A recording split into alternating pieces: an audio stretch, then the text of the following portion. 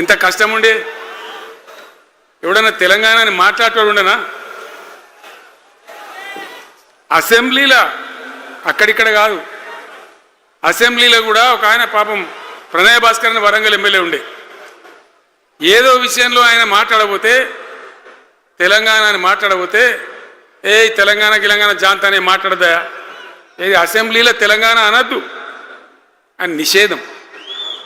అంత భయంకరమైన వివక్ష, అంత భయంకరమైన దాడి, మన భాష మీద దాడి, మన బతుకు మీద దాడి, మన నీళ్ళ మీద దాడి, మన ఉద్యోగాల మీద, మన వనరుల మీద, మన ఆస్తుల మీద మొత్తం దోపిడీ చేయడం తప్ప ఇక్కడ ప్రజలను బికారీలాగా వదిలిపెట్టినారు.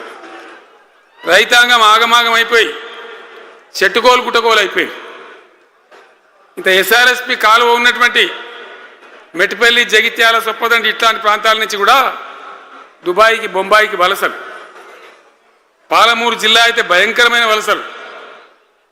ఎంతకు పోయింది తెలంగాణ అంటే, కొన్ని పార్టీలు సరే వాళ్ళు చేసింది మంచిదా చెడ్డదా పక్కకు పెడితే దుఃఖం వచ్చేది, బాధ కలిగేది, ఆవేశం రగిలేది.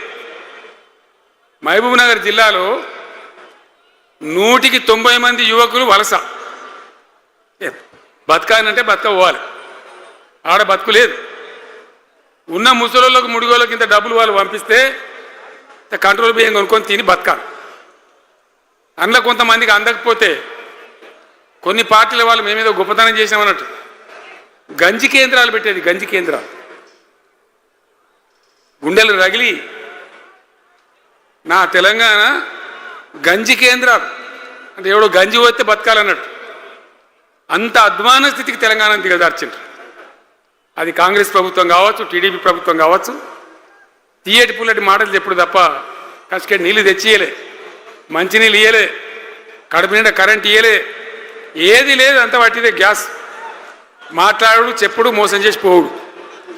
మనం గొర్రెల్లాగా మన దగ్గర అడిగే నాయకులు లేడు, నిలదీసేవాళ్ళు లేడు, అందరు కట్టుబానిసలు అయిపోయారు. ఆ పరిస్థితులలో మూనిగే నక్కమే తాటికాయ పడ్డట్టు ఆనాడున్న ముఖ్యమంత్రి చంద్రబాబు నాయుడు కరెంటు ఛార్జీలు పెంచాడు, భయంకరంగా పెంచాడు.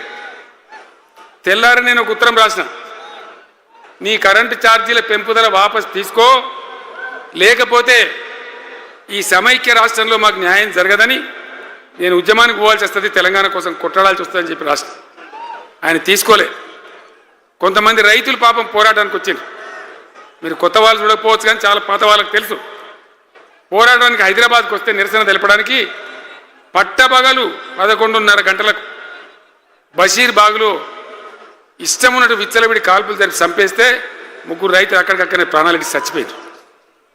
ఆ తర్వాత నిర్ణయం తీసుకున్నాం, ఇక లాభం లేదు, ఎదురు తిరిగితే కూడా వీళ్ళు కాల్చి చంపుతున్నారు, జెండా ఎత్తడం ఒకటే తప్ప మార్గం లేదని చెప్పి ఆనాడు నేను తెలంగాణ ఉద్యమానికి శ్రీకారం చుట్టాను.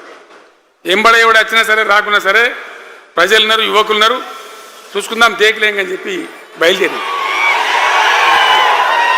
బయలుదేరితే ఎక్కిరిచుడు, ఏ వీడు పక్కపేదడు కేసీఆర్ గారు ఎవడో బొడియోగి చంపేస్తాం అని ఒకడు మాట్లాడు, ఇది మగల పుట్టింది పుబ్బల పోతుంది ఇంకోడు మాట్లాడు, యాడికెళ్ళైతే హైదరాబాద్ తెలంగాణ వీడు దుకాణం పెట్టినని ఇంకోడు అనడు, నానా రకాలుగా అవమానపరిచేటువంటి మాటలు మాట్లాడు. కానీ మొక్కవోని ధైర్యంతో, చిత్తశుద్ధితో బయలుదేరి పోరాటం చేస్తాం. ప్రజలు జమైతా పోయినరు. మీ అందరికి తెలుసు, ఇదే జగిత్యాలకు నేను ఎన్నోసార్లు వచ్చిన, కోరుట్లకు ఎన్నోసార్లు వచ్చిన, చొప్పదండికి ఎన్నోసార్లు వచ్చిన, తిరగని ఊరే లేదు, తిరగని మండలాలు లేవు. అట్లా పక్షిలాగా మొత్తం తెలంగాణ తిరిగి విశ్వ ప్రయత్నం చేస్తే ఒక పెద్ద ఉద్యమ కిరటం తయారైన తర్వాత మేము కూడా తయారుపై మేము ఇస్తాం తెలంగాణ అని కాంగ్రెస్ పార్టీ మొదలుపెడితే సరే మంచి మాటగా ఎవడైతే ఇచ్చినా ఎవడైతే కావాలి తెలంగాణ ఎవరితేంది అనే పద్ధతితోని కాంగ్రెస్తో జట్టు కట్టినాం, గెలిచినాం.